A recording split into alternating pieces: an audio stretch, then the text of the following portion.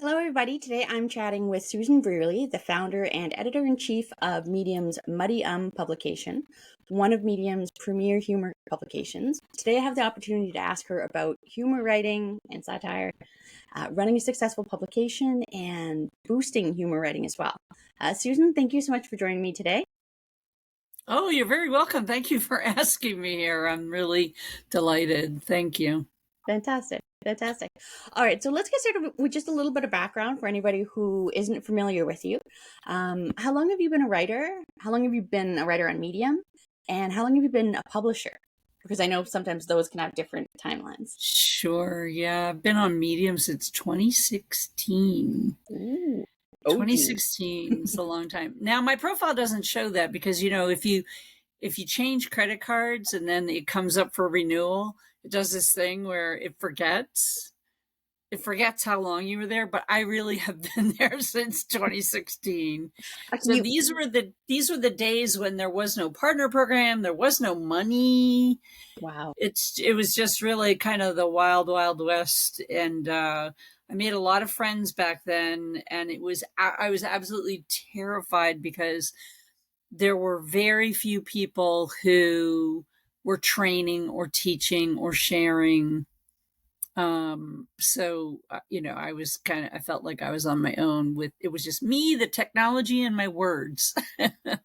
And then MuddyUm itself, I want to say it's about 4 years old now. And so we have an anniversary at the end of every September or October. We have a yes, we have another year. We're up to 9,000 followers on the publication, Wow. which and lately it's been growing a lot. Since Medium Day, it's been growing a lot. I bring on probably 2 to 3 new writers every day. Wow. And a lot of the new writers are comedy writers now who have found us, who are not even Medium people yet. They don't even know anything about Medium yet. I mean, think about this. Have you ever like gone to friends or family or anyone and you have a conversation about how you're a writer on Medium and they go, Medium? What's that? There are a lot of people. We forget when we're inside of the culture, inside of the Medium culture, I we thought you were going to say, forget, oh, yeah, that there's still a lot of people who don't know anything about Medium. yeah. So MuddyUm is really not just a flagship kind of humor publication, but we're also we have a huge campaign to be outward facing outside of Medium and bring people, readers, and new writers in as well. Wow, that's awesome. Oh, but before I forget, you mentioned the your Medium member since date resetting after changing your credit card or whatever. You can actually have that fixed by Medium support. I know a couple people Oh, who've done that. So if you send in a oh, ticket, you can actually get them fixed oh, thank you for the because tip.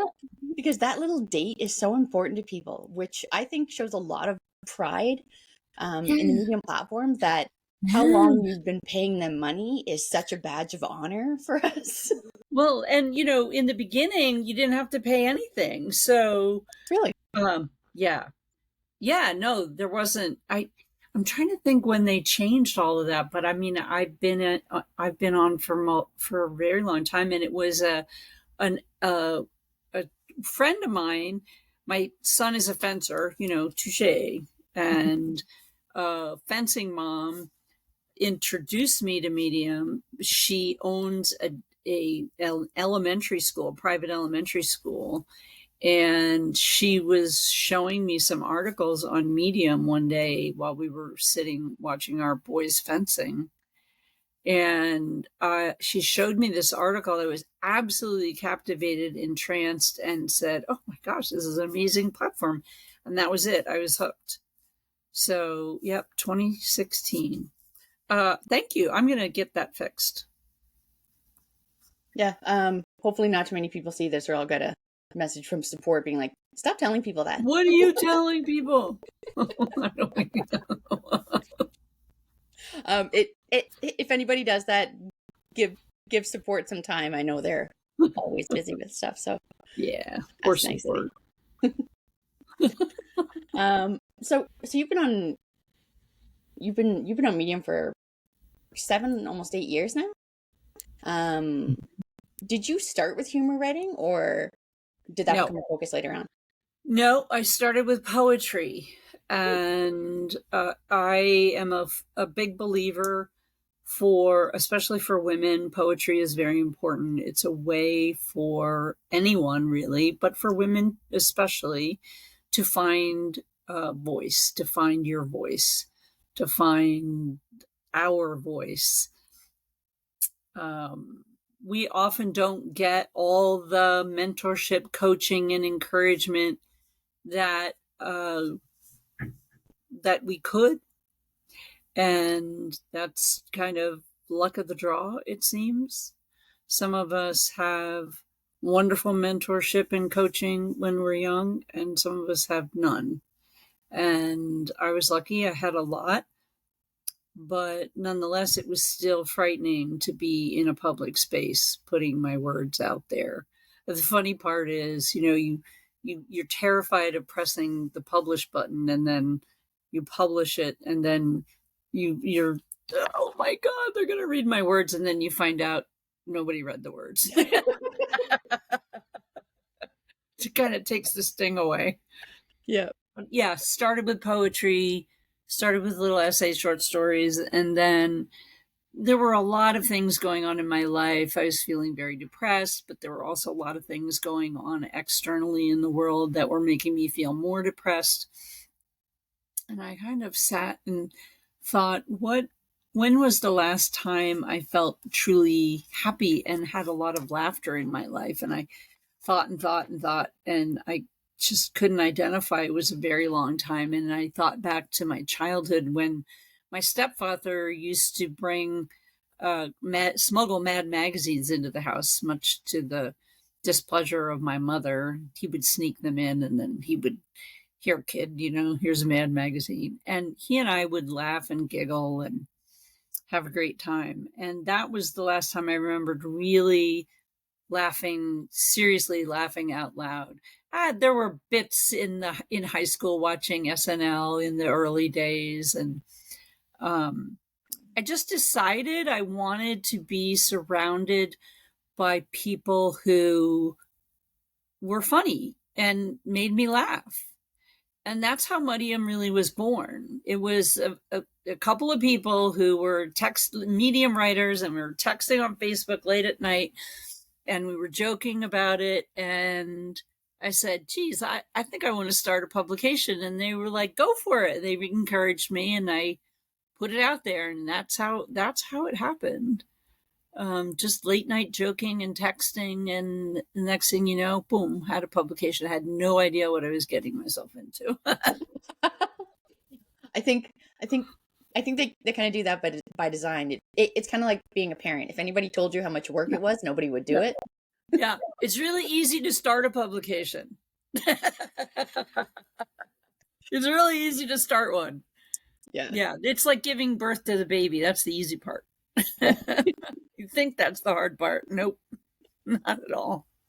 Yeah, that explains why there's so many, why there's like a publication graveyard on Medium of so many people who started pubs and then. But I knew that I wanted to run it like a real publication. From the time I started it, I knew I wanted to have a strong editorial culture. I knew I wanted to, and why did I know that? Because I had had history as an editor. I was an editor for a college newspaper. I was in second grade. I had my first newsletter, my first newspaper. I called it a newspaper. It was a one-page rag called The Spitball Special. And I wrote all the stories and edited and published and distributed it to my classmates, my second grade classmates, for a penny a piece. And because those are the days when we still had penny candy. So, with a fistful of 10 pennies, I could get a lot of candy just for writing some funny stories about what the silly boys were doing in class the day before. So you started young. Wow. I started young. I knew that I loved words. I was an early reader, an early writer, and I always was reading, a couple grades above. and more. And so I have been playing with words and writing and publishing ever since the second grade. Wow. Well, now that you've been doing it for quite a while, being the editor, not just for MuddyUm, but other places as well. What are your most common suggestions or feedback that you give when you're editing humor or satire pieces? When I'm editing humor, so it's interesting that that's such an interesting question, because there's some really common things that we get to, and I'm a graduate of studied with Scott Dickers in his comedy business school, and so I'm a graduate of his comedy business school and how to write funny courses, and so I've studied this from many angles, not just real life experiences. To be brief, it's really the essence. Shakespeare talked about it. The essence of wit, right, is brevity. And so keeping it short, keeping it to the point, understanding what your premise is. What's the foundation? Don't just meander, but have a concept of what is my point? What am I making fun of? Or who am I making fun of? Punching up, not punching down. You can make fun of yourself, but it's not fair to make fun of somebody else who's in some way disaffect them. Get to the joke funny, like grab them. You got to have a hook, grab them up front. That keeps them reading. And then wrap it up at the end with a funny line, always line. It's a very compact, very orchestrated kind of a style of writing. And when done well, when done expertly, it's magnificent. Would you have any starting tips for somebody who is a writer and has been a writer and is funny in real life but hasn't been able to translate that to the page yet? Is there anything you'd say, like, if I were just starting this all over again, I'd start here? Well, it's no accident that this is spoken about in so many circles, in so many books, but the best writers are voracious readers. Yeah. Really, truly voracious readers. Like some years ago, 4 years ago now, I guess, maybe about 4 years ago, I set a goal for myself to read 200 books a year. And while I've never gotten all the way to 200, I get close. Wow. And some years I read significantly less, but I don't come out of a year reading any less than 24 books, any less than 24 books a year. So it's really important to read. And so if you're a comedy writer or a humor writer, you need to read a lot of comedy. You need to read a lot of humor. And it gets you the idea about it. And there are a ton, and I have a ton of them on my bookshelf, of how to write humor and how to write comedy. There are so many pieces. All you have to do is Google books on how to write humor and comedy, and you can easily bring in 50 books to your house and read about how to. It's not, there is a formula, there is a method to it, and it can be learned.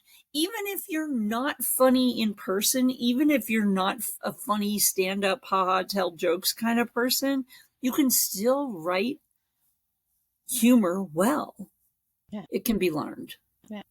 Actually, that perfectly goes into my next question. Do you have any go-to humor author recommendations for people to read or study? So writers who you just really love the comedic style of.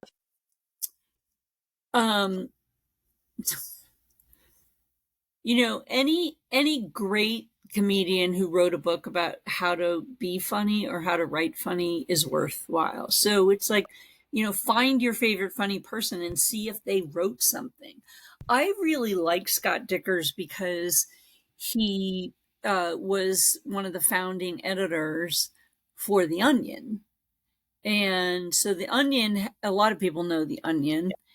And he was writing, and he had a similar background to mine in the sense that he was writing for a college newspaper. He was writing, he was in his early days just having a good time, being funny. And so he has a lot of experience. And I entertained the idea for a while of doing stand up, and I'm still kind of toying with the idea, and I'm writing some like, I'm going to say scripts, but I'm writing some bits for myself to do stand up, thinking that maybe one day I'll get the courage to do that, but I have not yet. I have a coach. I have an improv coach that I work with who's trying to get me up on a stage, but I'm just not ready yet. I'm definitely in that camp of over preparing, and writing lets us take our time, be a little bit more anonymous. Yeah. Right. But yeah, I like Scott Dicker's work a lot. Okay. And aside from writing funny advice, who are just the authors that you think are just some of the funniest people? Just not advice, just authors. I really like this guy named S.J. Perlman. S.J. Perlman. Really funny guy. Amazing, just brilliant.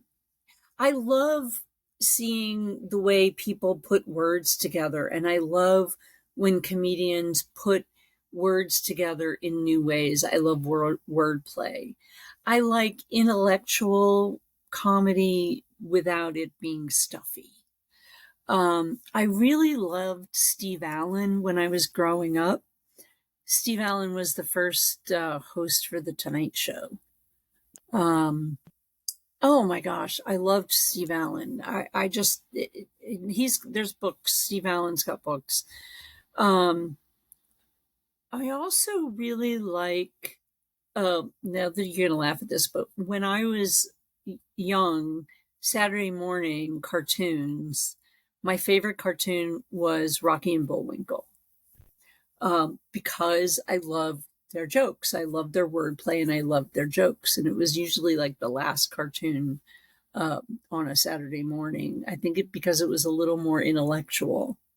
But I like that kind of smart humor where there's a witty repartee and some of the jokes go over people's heads, but I'm okay with that.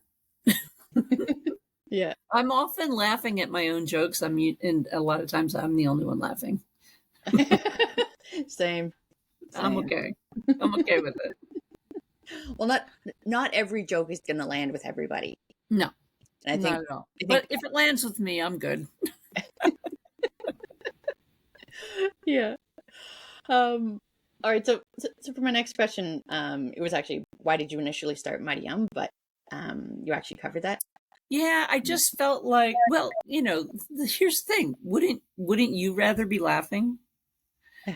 Right? Yeah. So, and that's the conclusion I came to. I'd rather, instead of being angry, instead of being depressed, I'd rather be laughing.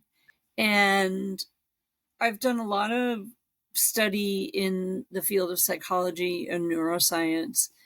And we know now that laughter is something that helps our bodies. It helps us physically. It helps us when we can frame things from a humorous perspective. There's a really good piece of research out there by this guy named Dunbar, and he talks about language and music, but also laughter from an evolutionary perspective. And his research seems to indicate that, humans are social creatures, and we want to be with each other. And there's something about laughter that bonds us together. When we're laughing together, it's very difficult to be angry with each other. It's difficult to, right? So he's looked at, in his research, he's looked at kind of the neuroscience, but also the social history, the social science. And his research says that laughter is a form of social grooming. So think about, the chimpanzees, the primates sitting around in a circle and they're like sitting, grooming each other. Like, they're pulling off, and they're smiling. His research indicates that our Homo sapiens laughing together is our social bonding method of grooming. Yeah, Dunbar. His name is R.I.M. Dunbar. Nice. Well, I've long said that humor is my best coping mechanism for life. It can get you through almost anything. It can get you through a lot, and relationships that have a lot of humor in them are more likely to stay together. You're more likely to stay connected with somebody who makes you laugh. It's that thing that Maya Angelou said, people will remember. Was it Maya Angelou? I think it's Maya Angelou who said, people will forget what you said, but they'll remember how you made them feel. Yeah. And if you make them laugh, they'll remember that. So, in fact, our first anthology that the MuddyUm editors put together, we call ourselves Mudditors, by the way. Mudditors.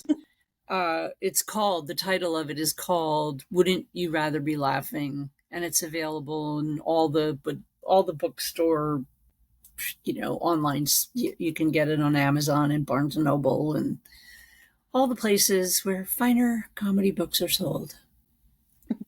Perfect. It'll be a franchise. We'll have more. We only have volume 1 at this point, but we'll have more. Nice.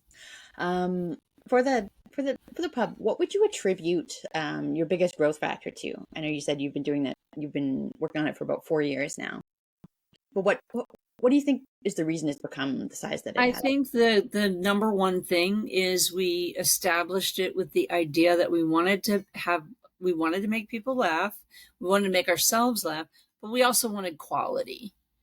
We wanted to have some standards. We wanted to have it look good on the page, right? Quality from the beginning. And I think when you take it, you have to take your comedy seriously.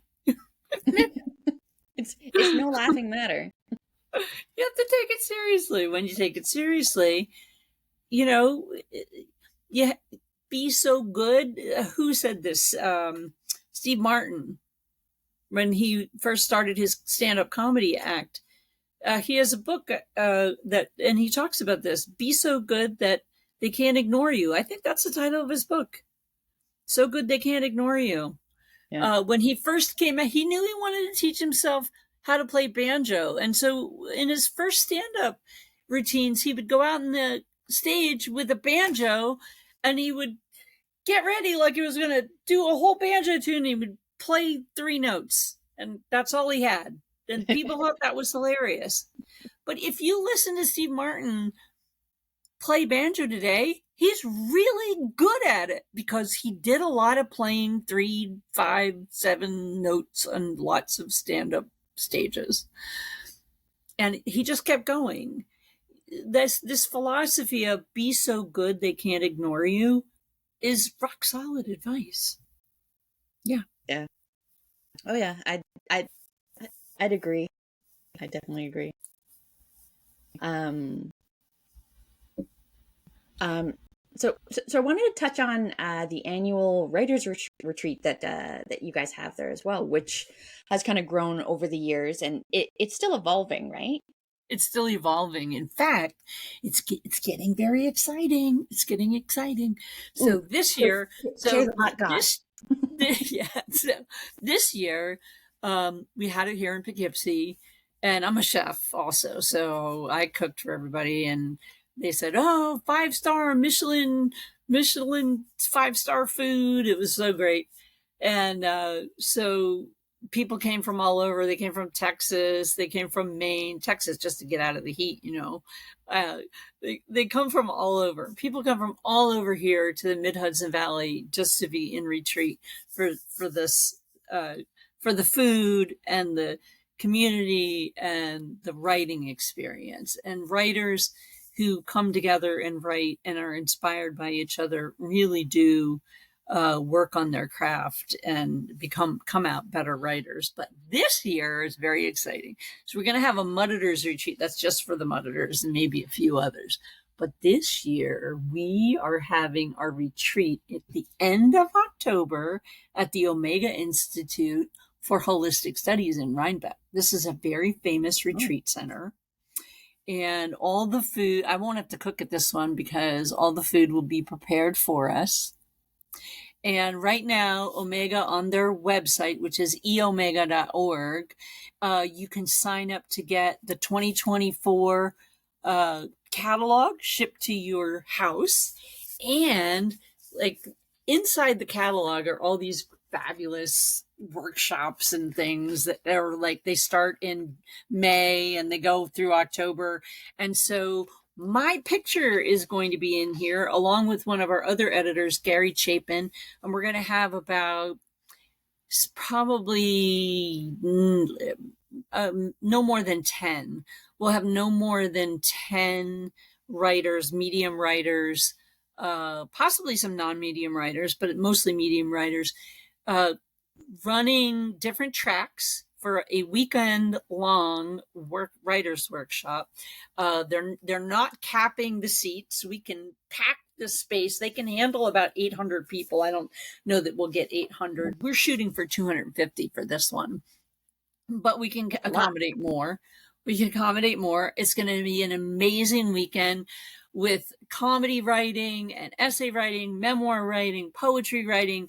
There'll be different tracks for writing in different groups, for feedback with editors, with people talking about and sharing their medium experience. It'll be good for new medium people. It'll be good for seasoned medium people to meet each other. We'll be, sharing all our meals together. There's fabulous food. I know because I am a cook there. I do all the salads and all the cold things. I make pickles. I make pickles. Yes, I pickle. I make all the pickles for Omega. And it's going to be wonderful. It's the last weekend of October next year. It's 25, 26, 27. I think Gary's planning on bringing his accordion. So there'll be accordion music. And people will bring musical instruments. We'll have a jam at night. I think we're going to a pub on Saturday night, some big pub fest thing. I don't know. But yes, huge writers conference. It's going to be wonderful. Writers drinking? No. And writing comedy? No. Not on site. That won't happen at Omega. That'll happen off site, but it's going to be great. I would say get your catalog. It's a free catalog. They'll mail it to your house. Awesome. Really looking forward to it. I'll get you to send me a link on that, and I can put it in the description of the video so people can just perfect. Yeah. That sounds really exciting. Yeah, very exciting. I'm really looking forward to meeting people in person, medium writers in person. It's going to be great. Very cool. And it's going to be the first of many at Omega. We plan to do one a year at Omega, and we'll just keep doing that.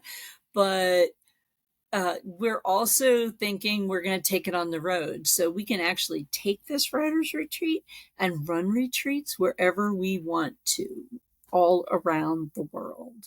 We'll start in the United States because I think there are a lot of writers in the United States who would come to a retreat if it was closer to where they lived. But this first one in Omega is going to be here in the Hudson Valley in New York, which is absolutely beautiful in the fall. Yeah. That sounds great. Great. I'm already hearing the pickle protest from Victor. So where do you officially stand on the great pickle debate of 2023? We're like Switzerland, really. MuddyUm is neutral. I love pickles. I can't imagine not liking pickles. I grew up with pickles. My mother, my grandmother, my great grandmother, they were all picklers. But they also did things like made brandy, and they you could call them moonshiners, but they never really thought of themselves as that. It wasn't they were selling it. It was all for family consumption. So yeah, my great grandmother's peach brandy, I had a bottle of that for years in my refrigerator. You had it, if you were going to drink that stuff, you had to sit down first before you started and not plan to get up for the rest of the night. But yeah, they were picklers and canners and grew all their own food. So pickling's in my blood. You come from a long line of picklers. Victor, there's Long your line. answer. Yeah. All right. So silliness aside, MuddyUm Seriously?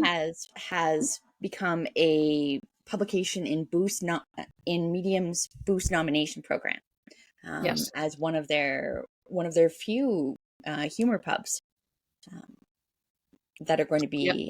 be Boost nominating. How have you found that experience of nominating humor due to how subjective it can really be sometimes? So it is true that humor can be subjective. In other words, if Netflix had a wonderful series where they were doing stand-up comedians around the world. So they had stand-up comedians from India and England and the United States and Australia, and all the broadcasts were shows that happened in their home countries. It's really interesting that some of the cultural references, of course, I don't get. MuddyUm takes writers on from any country, and there are often times when we're editing, and for instance, we won't change. We get that there's cultural differences. We won't change spelling. We won't change the British spelling if a British comedy writer is writing the way they write, and the spelling looks funny to us, but that's the way their readers expect it, because a lot of their readers are in England.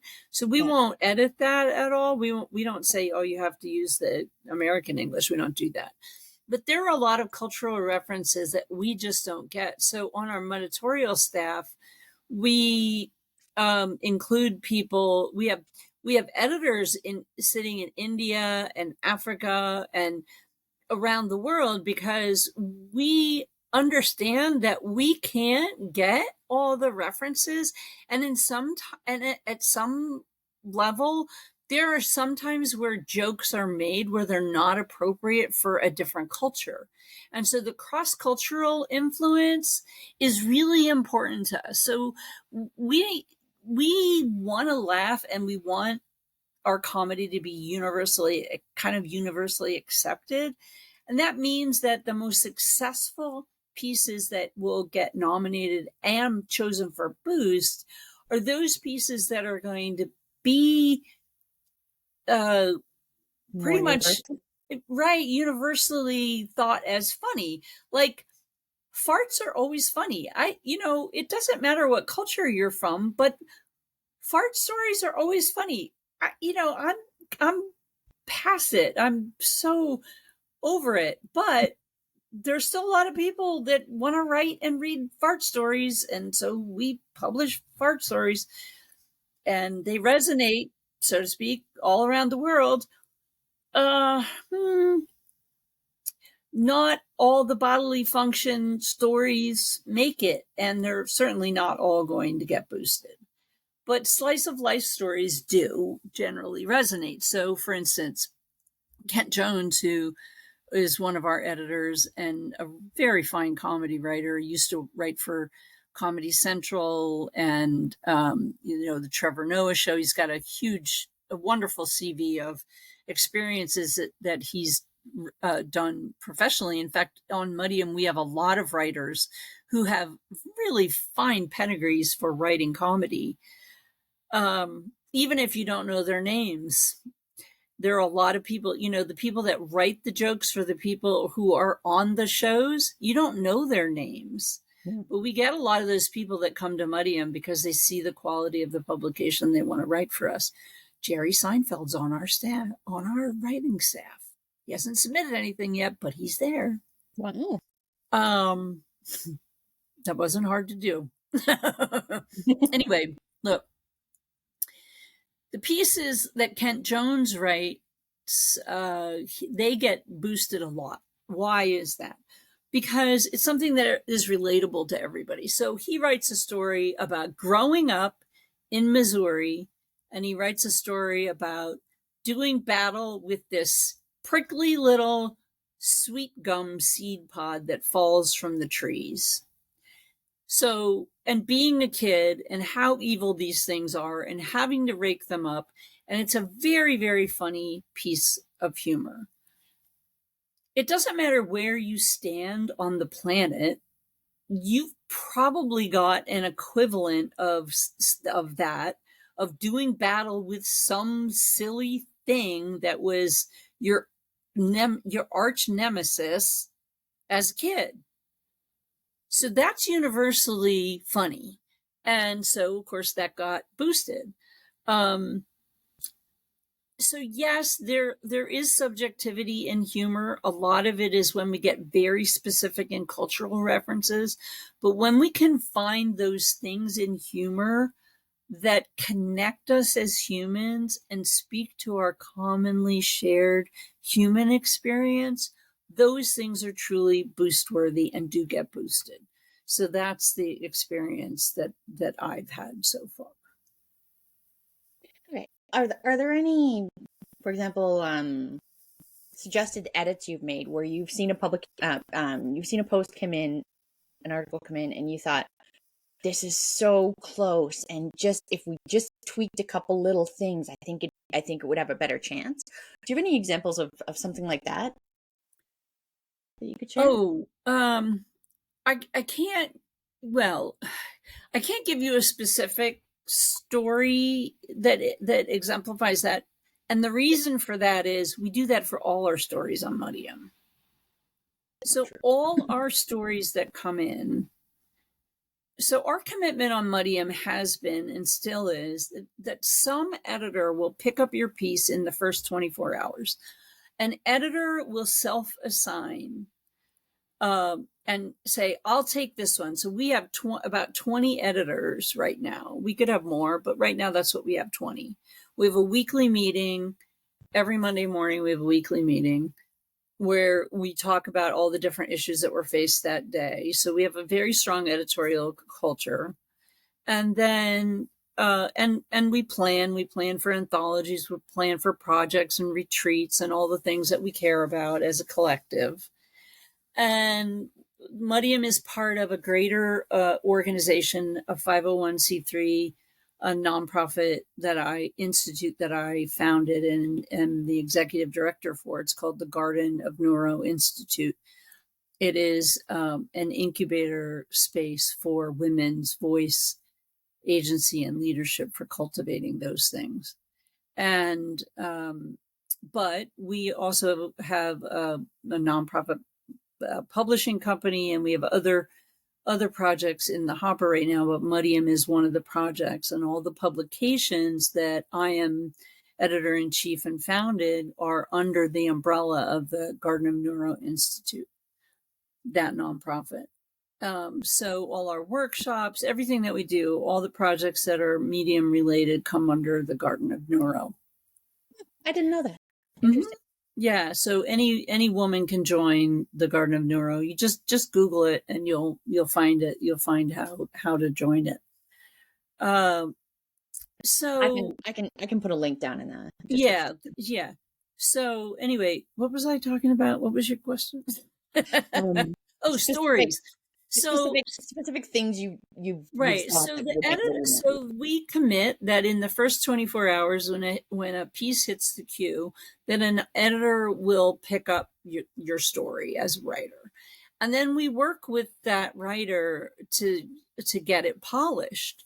And the editors are really fine writers all on their own, but also have a really good idea and have been trained by me, and we cross train each other as well about what to look for and what makes a comedy piece and a humor piece really worth publishing. And so we don't reject a lot. We really try to work with new writers and experienced writers too. Sometimes, you get the experienced writer who thinks they know everything and they don't need an editor at all. Well, sorry, this is a community publication. This is a collective effort here. And so we want this to shine. And the reason we want it to shine is it's good for all of us. Every writer benefits when the whole publication shines. So we want that. And so occasionally, you get somebody who's grumpy and is like, I'm not changing, I'm not taking that comma out or whatever. Okay, fine. We make it optional. We say we think the piece will be better and will be more polished if you do this. And we do have some standards. We have some formatting standards that we abide by in the publication, like any publication would. And the goal eventually is that, MuddyUm itself will be able to pay writers straight out the way any publication would. But we're not there yet. We're still working on that. Our anthology will be something that we will eventually pay writers for their submissions to be in that anthology, just the same way Chicken Soup for the Soul does for theirs. We will have that same kind of a model. So yeah, occasionally, we'll send somebody away and we'll say, work on this piece more. You need to make it shorter. You need to be more clear about your premise. You need to do this, this, and this. Just the things that we talked about earlier about what makes a comedy humor piece really, really outstanding. That's what we're going for. We're going for quality. Perfect. And what would you say for writers who are nervous about applying to be a writer for your publication, which I can say is a real thing because, number one, I was. I still haven't submitted anything yet because I'm waiting for something good enough, I guess. But I've also had friends who just recently got into MuddyUm. My friend Gerald Sturgill, Kathy. Yeah, very funny writer, yeah. My friend Kathy Minikazi, she just got her first piece in there not so long ago. Victor, and I think I've seen quite a few people who are nervous because it is kind of a big and a good publication, and they're nervous to even apply or send anything in. What would you say to those writers? I would say try to put your nerves aside and just submit something. Look, everybody has to start with the first step. It's nerve-wracking. It's nerve-wracking for anybody when they're first starting. I mean, I remember 2016 hitting that green publish button for the first time, that first piece of poetry. I was absolutely terrified. And if I'm honest, and I look back on everything that I've written, like in the beginning, there was a lot of crap.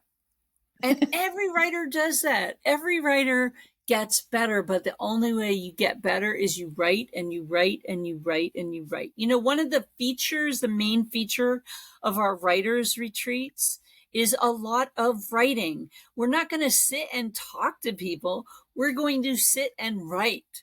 We're going to give writing prompts. We're going to write. We're going to read. We're going to write. We're going to read. We're going to give more prompts. We're going to write. We're going to read. In between, we're going to eat really good food, party a little bit. But we're going to do a lot of writing.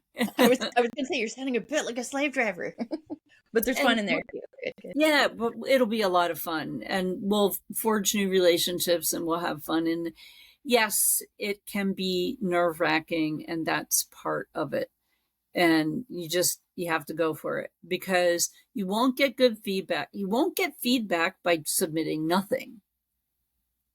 You won't learn by submitting nothing. You have to try. You have to put the words on the page and try. And if you're really nervous, you can read. You can read comedy. Read more comedy. Go get the book, our first anthology, Wouldn't You Rather Be Laughing? Get a copy and read it. It self-selected the best of the best, but then also the editors decided, we got to each submit like 3 pieces, and then other people decided, well, this is the best of yours. So you always have lots of eyeballs. That's the other thing about our editors. If you're ever working with an editor on MuddyUm and it's like, I really have a personality conflict with that editor and I can't work with that editor, best practices says you come to the EIC, you come to the editor-in-chief and you say, geez, I really can't work with that editor. Could you give me another editor? Could I work with a different editor? Could I work with Amy? Could I work with Andrew? Could I work with you? That's best practice. Best practice is not, I'm going to go into MuddyUm and I'm going to be angry pants, and I'm going to slam everything that I don't like and love about this person or that person. Because honestly, here's the thing. Why is it best practice to air your grievance? Because somebody can take action and help. Someone can improve a situation, and we all learn from it. We all become better humans. But when somebody goes off and is just angry and having a bad day and writes a rant piece about everything they don't like about a person or a publication, I don't care what the publication is, who it is, what platform, or any of that. It's just reflective of the person who's writing it. Yeah. I really like that about it being a chance to learn and improve. Right. There's something in the medical community where they do something called a near miss. And it's where something almost went wrong, but they report it. They like self-report anyways to make sure that doesn't happen again in the future. Right. And I've always kind of liked that concept. And it sort of applies here too, that if you don't come forward with what your concerns are, nobody can fix them. Nobody can. That's right. Nobody can take action. Nobody can get better. And so we all get better when we all work towards getting better. Yep. Absolutely.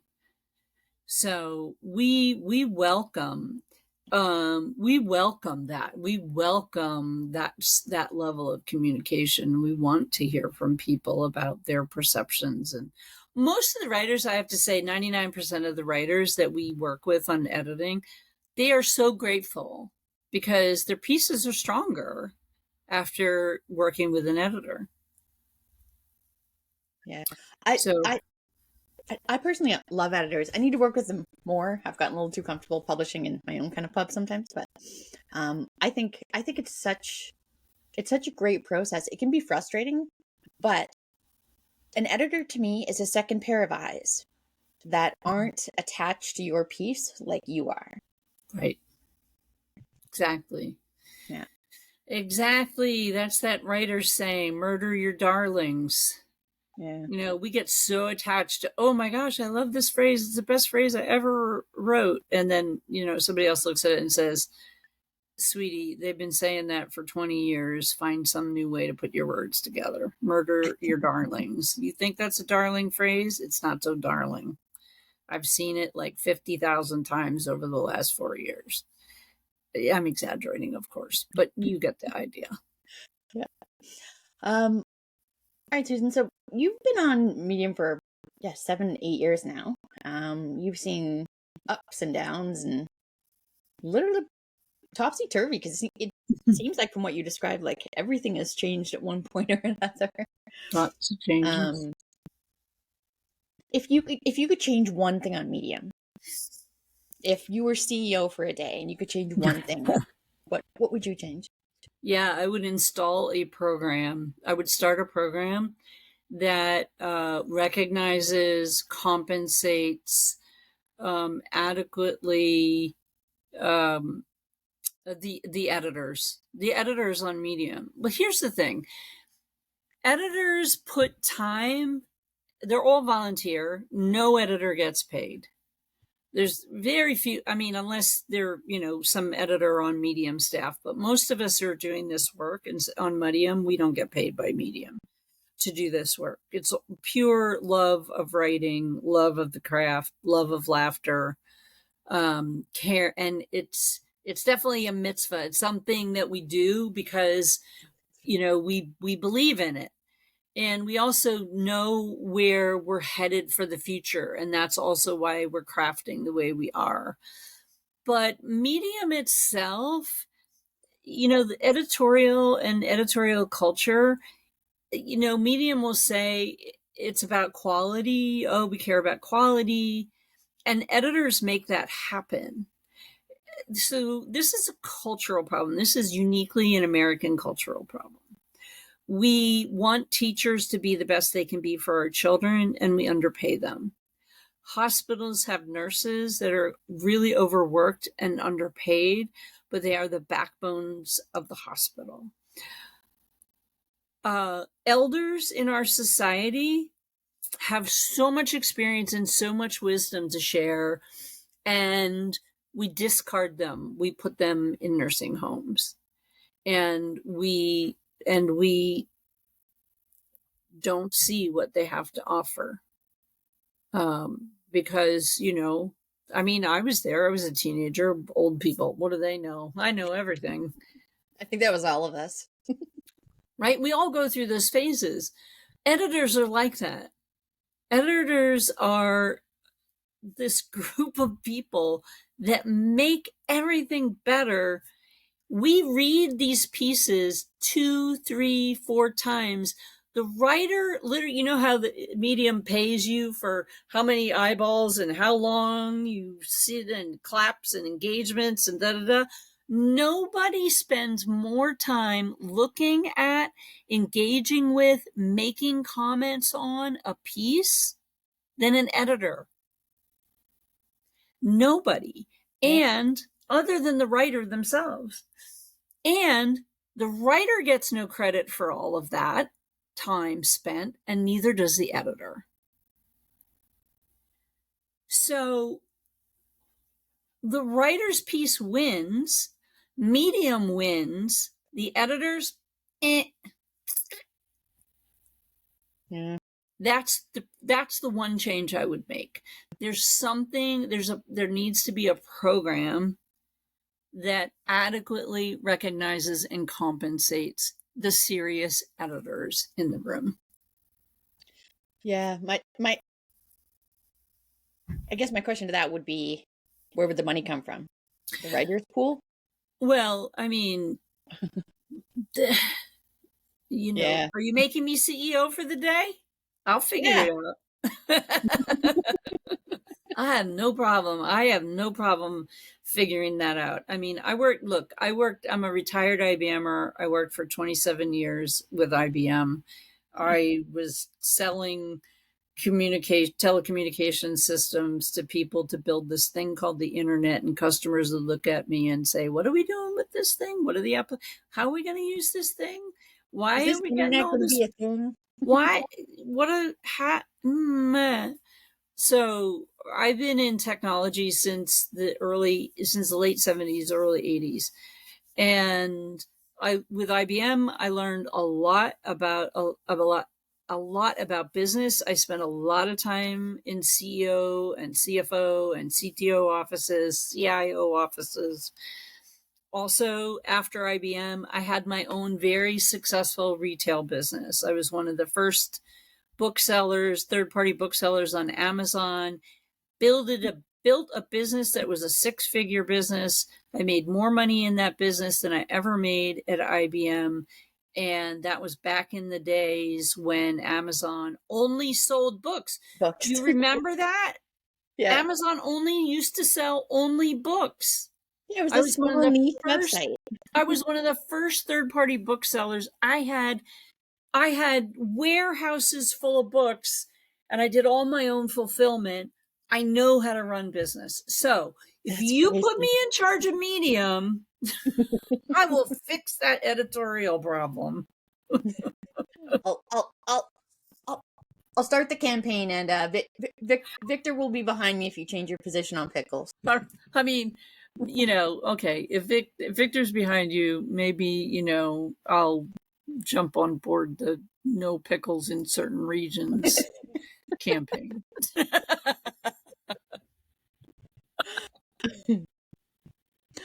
All right. So we're already at about an hour now. I don't want to take up too much of your time because I know you're a busy lady. One final question. Sure.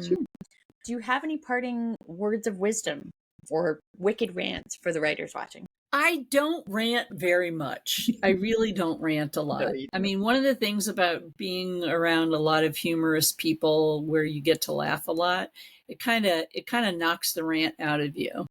Takes the edge off, yeah. It does. It really does. It's really good for your mental health. It is a cognitive function. Here's what's great about humor writers and comedy writers.